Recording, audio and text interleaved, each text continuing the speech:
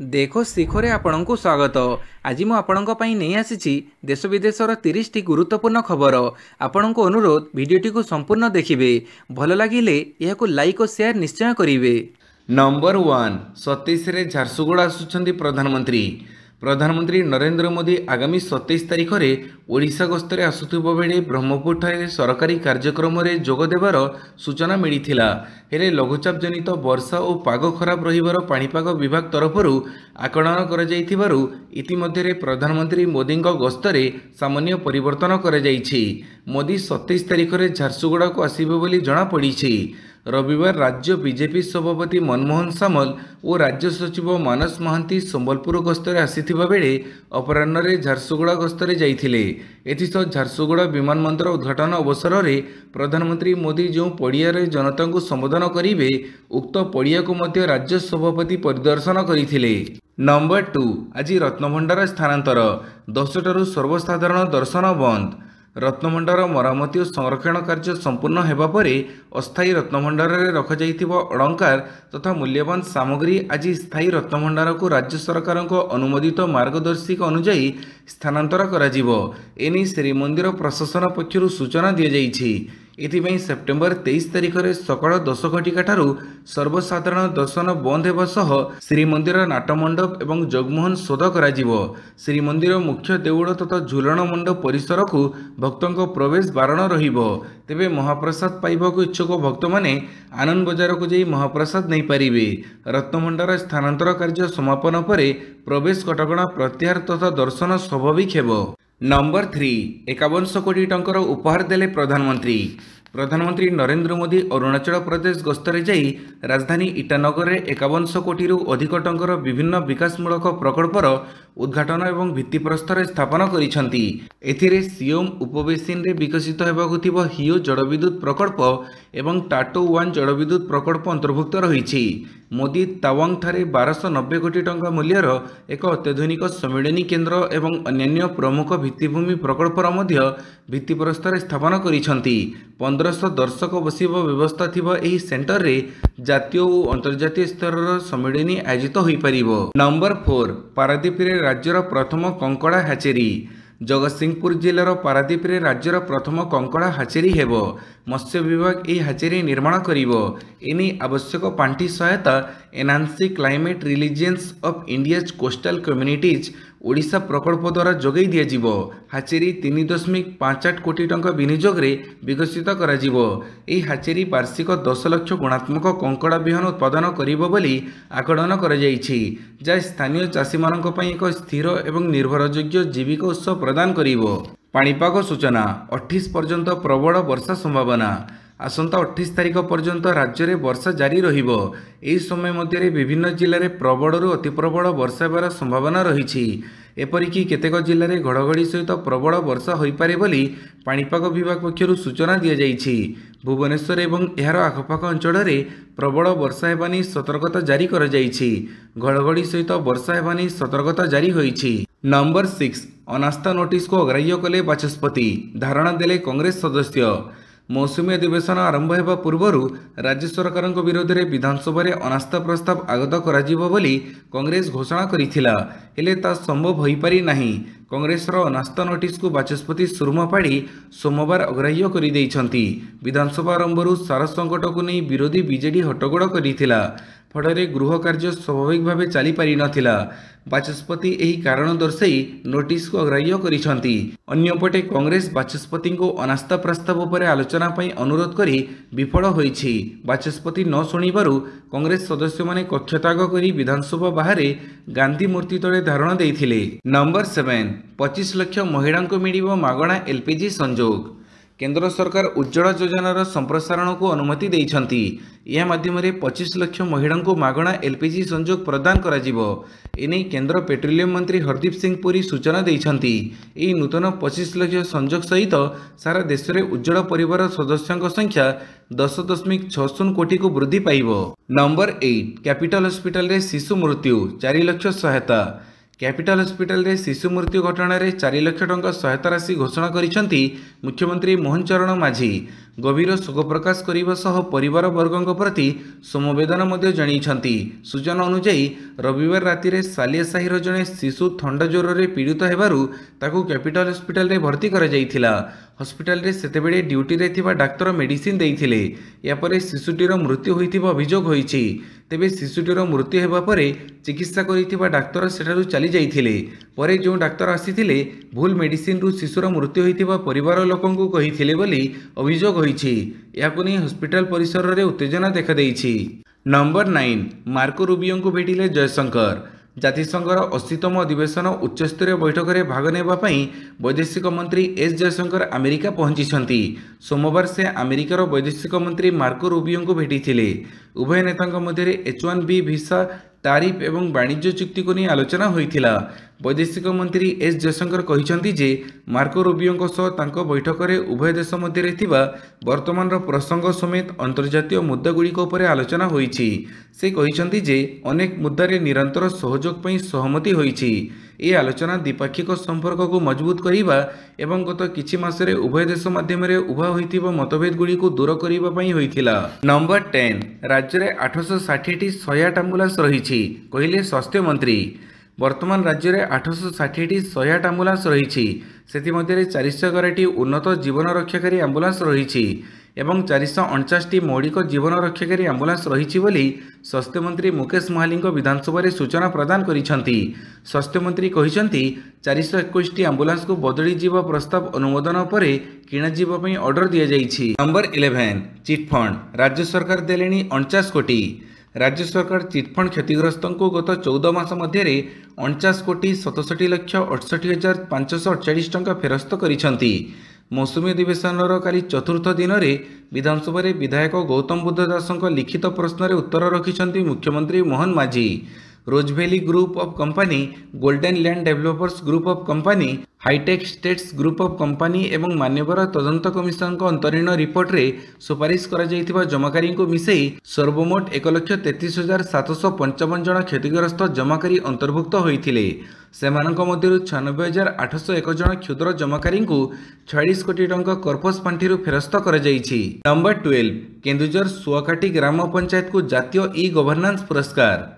तृणमूल स्तर में डिजिटल शासन दिगरे एक गुरुत्वपूर्ण पदक्षेप नहीं ग्राम पंचायत गुड़ी को काली जातीय ई गवर्नेंस पुरस्कार NEG 2025 प्रदान करा जाइछि। ओडिशार केन्दुझर जिला सुआकाटी ग्राम पंचायत को जूरी पुरस्कार मिली। महाराष्ट्र धुले जिला रोहिणी ग्राम पंचायत को स्वर्ण पुरस्कार मिलिथिबा बेले त्रिपुरार पश्चिम मजलिसपुर ग्राम पंचायत रौप्य पुरस्कार पाइछंती।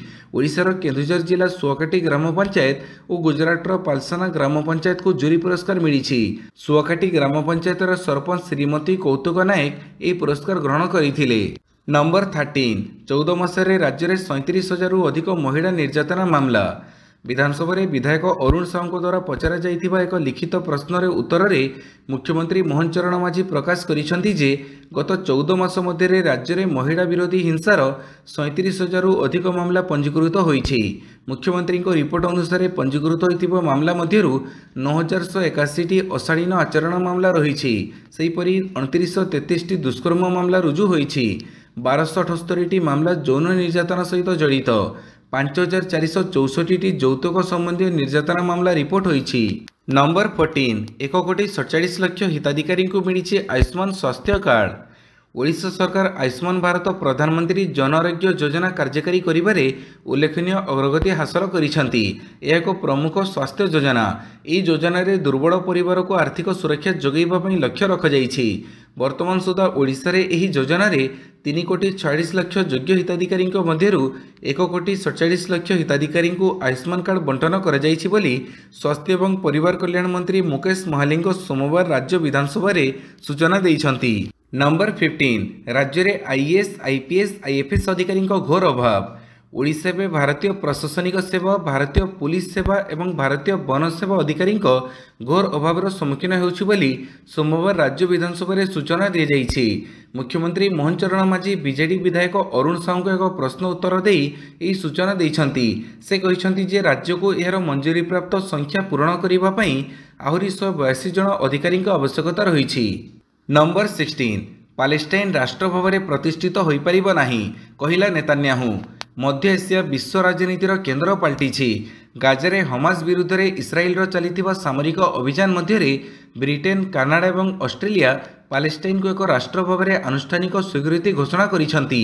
ଇସ୍ରାଏଲ ପ୍ରଧାନମନ୍ତ୍ରୀ ବେଞ୍ଜାମିନ ନେତାନ୍ୟାହୁ ଏବେ ତାଙ୍କର ମତ ସ୍ପଷ୍ଟ କରି କହିଛି ଯେ ଏକ ପାଲେଷ୍ଟାଇନ ରାଷ୍ଟ୍ର ପ୍ରତିଷ୍ଠିତ ହେବ ନାହିଁ। ନେତାନ୍ୟାହୁ କହିଛି, ଜୋର୍ଡାନ ନଦୀର ପଶ୍ଚିମରେ ଏକ ପାଲେଷ୍ଟାଇନ ରାଷ୍ଟ୍ର ପ୍ରତିଷ୍ଠିତ ହେବ ନାହିଁ। ଇସ୍ରାଏଲର ପ୍ରତିଶୋଧମୂଳକ କାର୍ଯ୍ୟାନୁଷ୍ଠାନ ଖୁବ୍ ଶୀଘ୍ର ଆସିବ। ନମ୍ବର 17, 15 ମାସରେ ଭିଜିଲାନ୍ସ ହାତରେ 199 ବାବୁ। ରାଜ୍ୟରେ ମାତ୍ର 15 ମାସରେ ଭିଜିଲାନ୍ସ ହାତରେ ଧରାପଡ଼ିଛନ୍ତି 199 ସରକାରୀ ବାବୁ। କାଲି ଏନେଇ ବିଧାନସଭାରେ ମୁଖ୍ୟମନ୍ତ୍ରୀ ମୋହନ ଚରଣ ମାଝୀ ଲିଖିତ ଉତ୍ତର ରଖିଛନ୍ତି। 15 ମାସରେ 77ଟି ଆୟ ବହିର୍ଭୂତ ସମ୍ପତ୍ତି ଠୁଳ ମାମଲା ରୁଜୁ ହୋଇଥିଲା ବେଳେ ଲାଞ୍ଚ ନେବା ଅଭିଯୋଗରେ 122ଟି ମାମଲା ରୁଜୁ ହୋଇଛି। ତେବେ ମୋଟ 202 କୋଟି ଟଙ୍କାର ଆୟ ବହିର୍ଭୂତ ସମ୍ପତ୍ତି ଜବତ କରିଛି ଭିଜିଲାନ୍ସ। 5 ବର୍ଷରେ 3661ଟି ଦୁର୍ନୀତି ନିବାରଣ ମାମଲା କୋର୍ଟରେ ବିଚାରାଧୀନ ରହିଛି। ନମ୍ବର 18, ଉତ୍ତରପ୍ରଦେଶରେ ଏଣିକି ଜାତି ସମ୍ପର୍କିତ ସ୍ଲୋଗାନ ଲେଖିବା ମନା। ଉତ୍ତରପ୍ରଦେଶରେ ଏଣିକି ଯାନବାହନରେ ଜାତି ସମ୍ପର୍କିତ ସ୍ଲୋଗାନ ଲେଖାଯାଇପାରିବ ନାହିଁ। ଆହ୍ଲାବାଦ ହାଇକୋର୍ଟଙ୍କ ନିର୍ଦ୍ଦେଶ ପରେ ରାଜ୍ୟ ସରକାର ଜାତି ଭେଦଭାବ ଦୂର କରିବା ପାଇଁ ଏକ ବଡ଼ ପଦକ୍ଷେପ ନେଇଛନ୍ତି। ହାଇକୋର୍ଟଙ୍କ ନିର୍ଦ୍ଦେଶ ପରେ ମୁଖ୍ୟ ସଚିବ ଦୀପକ କୁମାର ସମସ୍ତ ସରକାରୀ ଦସ୍ତାବିଜ, ପୋଲିସ ରେକର୍ଡ ଏବଂ ସାର୍ବଜନୀନ ସ୍ଥାନରୁ ଜାତି ସମ୍ପର୍କିତ ସନ୍ଦର୍ଭକୁ ହଟାଇବା ପାଇଁ ଏକ ନିର୍ଦ୍ଦେଶ ଜାରି କରିଛନ୍ତି। ଏହି ନିଷ୍ପତ୍ତି ପୋଲିସ ରେକର୍ଡ, ଏଫଆଇଆର, ଗିରଫ memo, police station notice board, ଯାନବାହନ ଏବଂ ସାଇନବୋର୍ଡରୁ ଜାତି ସମ୍ପର୍କିତ ସନ୍ଦର୍ଭ ଏବଂ ସ୍ଲୋଗାନକୁ ସମ୍ପୂର୍ଣ୍ଣ ଭାବରେ ହଟାଇ ଦେବ। ଏହା ସହିତ ଜାତିଭିତ୍ତିକ ରାଲି ଉପରେ ସମ୍ପୂର୍ଣ୍ଣ ନିଷେଧ ସହ ସୋସିଆଲ ମିଡିଆ ଉପରେ କଡ଼ା ନଜର ରହିବ।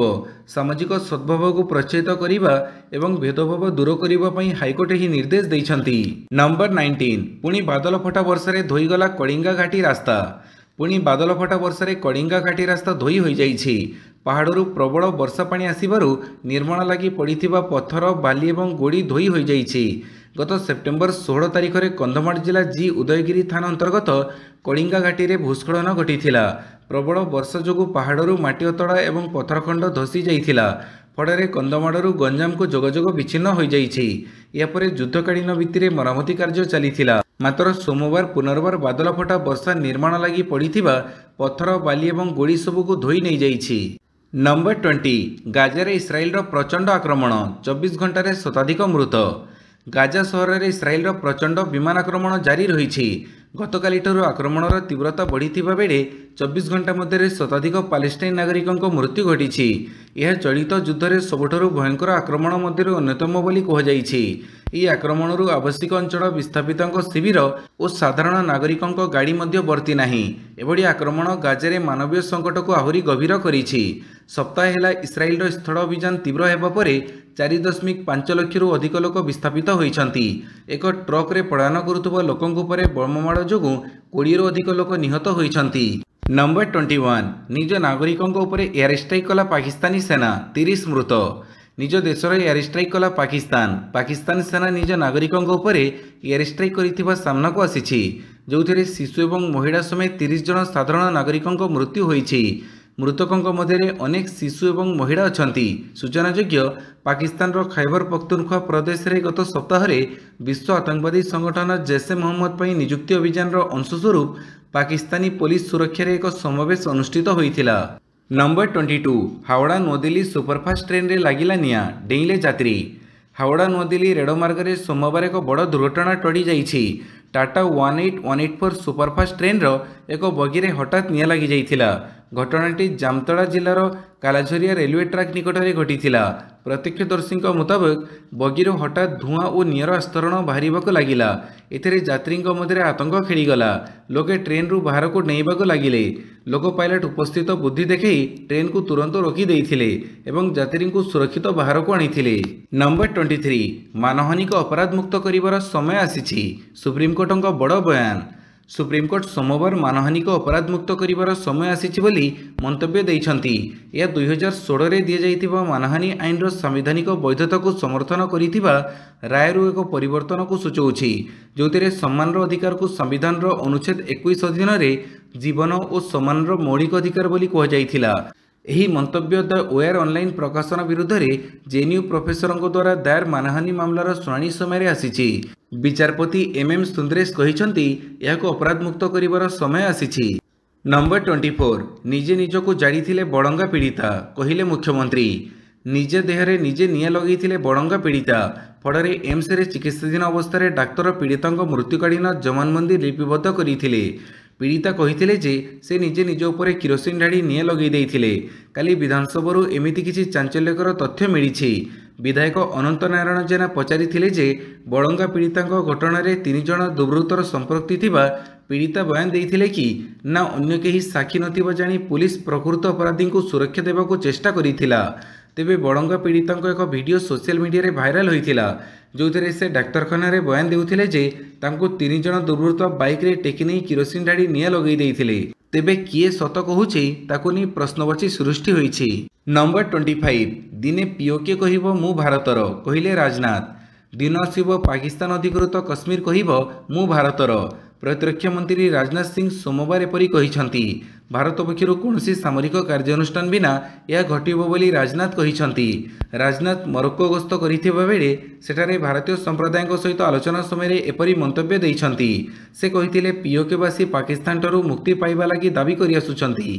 एही दाबी दिनकू दिन बढ़िबारे लागिछि। पीओके मनकू मन आमर हेबो। नंबर 26 नवेम्बर 5 रु 15 मध्य होई पारे बिहार निर्वाचन नवेम्बर 5 रु 15 तारिख मध्य बिहार विधानसभा निर्वाचन होई पारे। मुख्य निर्वाचन कमिशनर ज्ञानेश कुमार आसंत सप्ताह बिहार गस्त करी निर्वाचन प्रस्तुतिर समीक्षा करिवे। या परे सेप्टेम्बर 30 रे चूड़ांत भोटर तालिका प्रकाश पाइबो बोली कहुजाउछि। उल्लेखयोग्य जे वर्तमान बिहार विधानसभा कार्यकाल नवेम्बर 22 रे शेष हेबो। निर्वाचन कमिशन उक्त तारीख पूर्व निर्वाचन प्रक्रिया शेष करिवे। नंबर 27 विकसित भारत लक्ष्य बड़ बाधा विचार व्यवस्था कहिले प्रधानमंत्री अर्थनैतिक उपदेष्टा। प्रधानमंत्री अर्थनैतिक उपदेष्टा परिषदर सदस्य संजीव सान्याल कहिसंती भारतर विचार व्यवस्था विकसित भारत लक्ष्य सबुठारु बड़ बाधा होइछि। शनिवार न्याय निर्माण 2025 सम्मेलन में से कहिसंती विचार व्यवस्था बड़ संस्कार नहेले अन्य संस्कार यथेष्ट हेबो नाही। सान्याल कहिसंती भारत में 20 रु 25 वर्ष मध्य विकसित अर्थनीति हेबार सुजोग रहिछि किंतु धीमा व्यवस्था समाधान और चुक्ति कार्यकारी करिबारे दुर्बलता नीति निर्माता को जटिल नियम प्रणयन करने को बाध्य करुछि। नंबर 28 ओडिशार सुनाझियो अनाहिता मिश्र एशियार प्रथम खेलाड़ी भावे जितिले फारो इनलाइन फ्रीस्टाइल विश्वकप। ओडिशार स्केटिंग तारका अनाहिता मिश्र पर्तुगाल रे अनुष्ठित फारो इनलाइन फ्रीस्टाइल विश्वकप रे स्वर्ण पदक जीति भारत को गौरवान्वित करिसंती। एही सफलता सह से एशियार प्रथम खेलाड़ी भावे यूरोपीय प्राधान्य विशिष्ट एही चैंपियनशिप रे स्वर्ण जीतिछंती। कटकर एही युव प्रतिभा रविवार अनुष्ठित एही प्रतिष्ठित इवेंट रे स्पीड स्लालम रे विश्वर 4 नंबर खेलाड़ी को परास्त करी शीर्ष स्थान सह ट्रॉफी और नगद पुरस्कार हासिल करिसंती। 2025 रे यह अनाहिता तृतीय अंतर्जातीय स्वर्ण पदक। यह पूर्व से पोलैंडर केट्रेजिन और फ्रांस रेनेस रे स्वर्ण जीति निजको यही खेलर उज्जवल तारका भाव प्रतिष्ठित करिसंती। नंबर 29 अवसर नेले यूटर्न पड़िया को फेरिबे क्विंटन डिकॉक। दक्षिण Africa wicket keeper batter Quinton de Kock तांको निष्पत्ति रे परिवर्तन करिसंती। अंतर्जातीय दिनिकिया क्रिकेट से अवसर नहीं सारिथिले मात्र से पुनर्बार खेलिबा लागि आग्रह देखैछंती। आगामी पाकिस्तान टूर पई तांको जातीय व्हाइट बॉल दल रे निया जाइछि। अन्य पक्षरे पेंडारे जंत्रणा जोगु अधिनायक टेम्पा बेबुमा टेस्ट सीरीज रु ओहरी जाइछंती। दक्षिण अफ्रिका अक्टोबर 12 रु 24 लाहौर और रावलपिंडी रे 2टी मैच विशिष्ट टेस्ट सीरीज खेली आईसीसी वर्ल्ड टेस्ट चैंपियनशिप बजाय रखिबा अभियान आरंभ करिवो। बामहती ओपनर डिकॉक तांको शेष अंतर्जातीय दिनिकिया 2023 विश्वकप रे खेलिथिले। शेष थर पई white ball cricket match Barbados रे टी20 विश्वकप 2024 फाइनल रे खेलिथिले। नंबर 30 सुल्तान जोहर कप कनिष्ठ पुरुष भारतीय हॉकी दल रे 3 ओडिया। मालेशिया होगा सुल्तान जोहर कप पई भारतीय कनिष्ठ हॉकी दल घोषणा कर जाइछि।